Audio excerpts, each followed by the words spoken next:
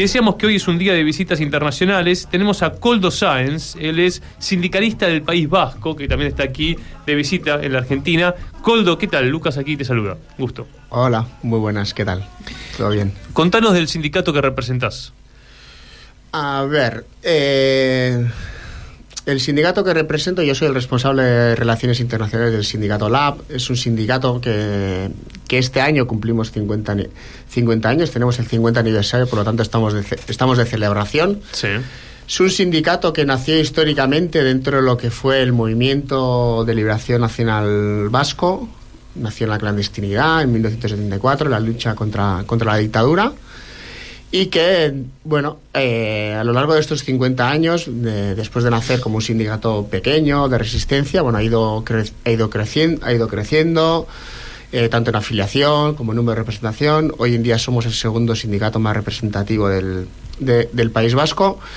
Y bueno, somos un sindicato que poco a poco va ganando espacio y va ganando capacidad de influencia y sobre todo capacidad de organización para hacer frente a las necesidades de la clase trabajadora vasca, ¿no? Entonces, te consulto porque en la Argentina el modelo sindical es del sindicato único por rama de producción. En el caso del País Vasco, ¿cómo es? Es un modelo diferente. Ajá. Es un modelo diferente. Es decir, nosotros somos un sindicato, nos consideramos un sindicato, pero somos un sindicato confederal. Es decir, no organizamos a sindicatos ramales o gremiales, bien, sino que tenemos federaciones. En nuestro caso tenemos federaciones. Tenemos 3 federaciones: Federación de Industria, Federación de Servicios Privados y Federación de Servicios Públicos. Bien. Y aparte, tras el Congreso del 2017, decidimos poner en funcionamiento una especie de federación o un espacio de acción social que tenía como objetivo trabajar no solo trabajar las condiciones laborales de la clase trabajadora, sino también las condiciones de vida en los pueblos, en los barrios de los trabajadores y las trabajadoras. Para que lo entienda el oyente, aquí en la Argentina sería como una CGT. El tema es que hay distintas centrales, ¿no? Sí. Porque al agrupar diferentes federaciones sería algo así como una confederación. Sí, exacto. ¿Y estaba viendo que son de afiliados cerca de 45.000? 50.000. ¿50.000 ya? 50.000, sí. Bien. 50.000 y en representación derivada de las elecciones sindicales estamos superando el 19%. ¿Y cómo está la discusión de la independencia del País Vasco? La cuestión de la independencia, a ver, hay que entender que el País Vasco en los últimos 15 años ha transitado de un conflicto armado, sí, que ha condicionado la vida de la sociedad vasca en todos los sentidos, evidentemente, a un espacio, digamos, de paz, más o menos. Evidentemente no se han resuelto todas las consecuencias del conflicto armado. Aún siguen habiendo alrededor de 150 presos políticos, por ejemplo. Por eso decís paz más o menos, porque la persecución a la militancia independentista del País Vasco continúa. Por parte del Estado español, pregunto. Estamos en otra fase. Es verdad que la fase de ilegalizaciones, la fase de cierres de periódicos, cierre de medios de comunicación, ilegalización de organizaciones políticas, sociales, eso acabó. Y es verdad que estamos en un escenario donde el proceso de paz poco a poco avanza, a pesar de que el Estado español ha sido más un obstáculo que un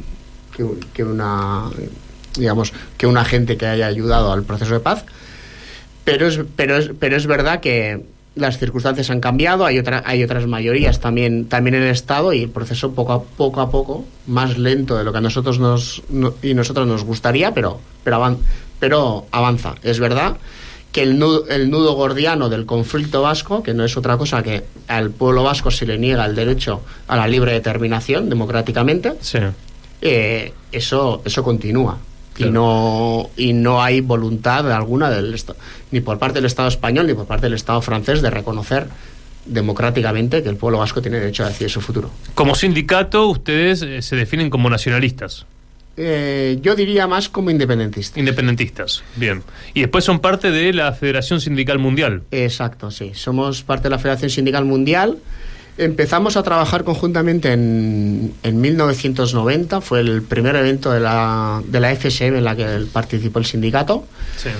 Allá empezamos una colaboración. En el 2005 ya dimos el paso de una afiliación completa, digamos, y desde entonces pues hemos tenido diferentes responsabilidades. Somos parte del Consejo Presidencial o del órgano de dirección. Claro, si uno va a la historia del movimiento obrero a nivel mundial, claro, las internacionales eran muy importantes.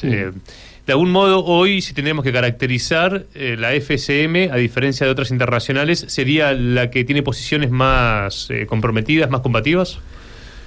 Yo creo que sí. Yo creo que a pesar de las dificultades objetivas, de que las cosas no son ni blancas ni negras y que existen colores y matices, pero es verdad que en términos generales la posición de clase antiimperialista, la voluntad de superar el modelo, de construir un nuevo modelo al servicio de las mayorías sociales y las mayorías populares, la FSM lo tiene, lo defiende, lo lucha. Y las otras confederaciones, bueno, digamos que tienen otro discurso, otra práctica, otra realidad, otra composición también.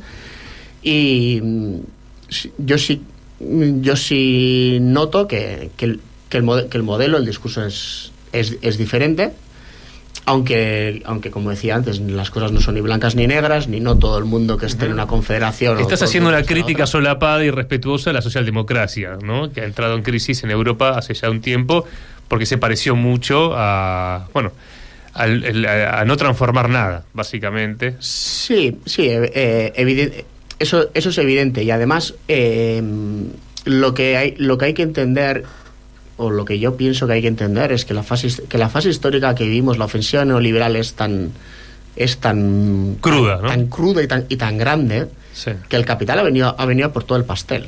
Claro. Entonces no hay lugar para... Me gustó como título, ¿eh? No el capital vino por todo el pastel. No hay lugar para reproducirnos como clase trabajadora. Sí, y como, bueno, vamos a negociar un nuevo contrato social, y dices, bueno, sí. Esto que estás diciendo es Argentina hoy. Sí. No hay mesa de negociación directamente. Pero yo esto sí lo escuché en Portugal al secretario general de la Confederación Sindical Internacional. Ajá. Y lo hablaba ayer con un compañero que es de un sindicato, de una central, que está afiliado a la CSA y a la CSI, sí. Y él, en cierta manera, lo compartía, y yo le decía, yo echaba de menos que, más allá de la diferencia, de las diferencias ideológicas que puedan existir, y que son normales, yo echo de menos que creo que un secretario general de una confederación sindical que representa todo lo que representa, tiene que poner más contenido, tiene que ponerle más brasa. Bueno, ideología, ¿no? Volver. Porque si no te quedas Ahora te pregunto respecto de, recién teníamos unos compañeros y compañeras de Italia, y yo le decía, el tema de la guerra empieza a ser de nuevo una cuestión cotidiana, incluso guerra nuclear. Y ustedes están mucho más jugados quizá que nosotros, que lo vemos de una manera más lejana. ¿Es un debate cotidiano eso en Europa? Desgraciadamente es un debate menos cotidiano de lo que debería de ser, a mi entender. Ajá. No voy a ser alarmista, no voy a decir que mañana algún loco va a apretar un botón, pero la escalada bélica es cada vez más evidente. Uh-huh. Los riesgos son cada vez mayores, y yo creo que el movimiento sindical, y ahora voy a hablar en general, no estamos a la altura de las circunstancias. Falta un pronunciamiento, por ejemplo, respecto a la avanzada de la OTAN hacia el este. Por ejemplo, el movimiento sindical, cuando nace la FSM en el 1945 como movimiento unitario de la clase trabajadora, nace con una expresión muy clara de expresión antiimperialista, en contra de las guerras, a favor del derecho de autodeterminación de los pueblos. Sí. Y la FSM esa práctica sindical la mantiene, pero en unas circunstancias donde altos rangos militares estadounidenses están hablando de que la guerra de Ucrania es solo un precalentamiento, y que lo que llaman el The Big One, o lo gordo, aún está por venir. Claro. A mí solo escuchar eso me da pánico, el interpretar lo que eso puede querer decir. Y creo que el movimiento sindical, que el sindicalismo siempre ha tenido un papel muy importante en conseguir o presionar para llegar a escenarios de paz mediante el diálogo, negociación. Pues se puede hablar de Sudáfrica, Colombia, el País Vasco, Irlanda, y todo eso hoy en día no está encima de la mesa, no está en la agenda. Finalmente, ¿cómo viste la Argentina? Estuviste reunido con dirigentes de diferentes sectores. ¿Cómo estás viendo? Bueno, ¿llegado hace cuánto estás acá en Argentina? Llegué el lunes a la noche. ¿Y la primera vez que estás o no? No, es la cuarta, creo. Cuarta. ¿Y qué análisis harías? Yo, el análisis que puedo hacer desde la distancia y por lo tanto desde todo el respeto del mundo a todos y todas, es... No, como no puede ser de otra manera, la situación es muy compleja, es muy complicada. Y me da la sensación de que la izquierda o el ámbito progresista, hablando en términos generales, aún se está resituando al nuevo escenario. Sí, ¿el peronismo cómo lo ven? El peronismo como movimiento, complejo. No se entiende, ¿no?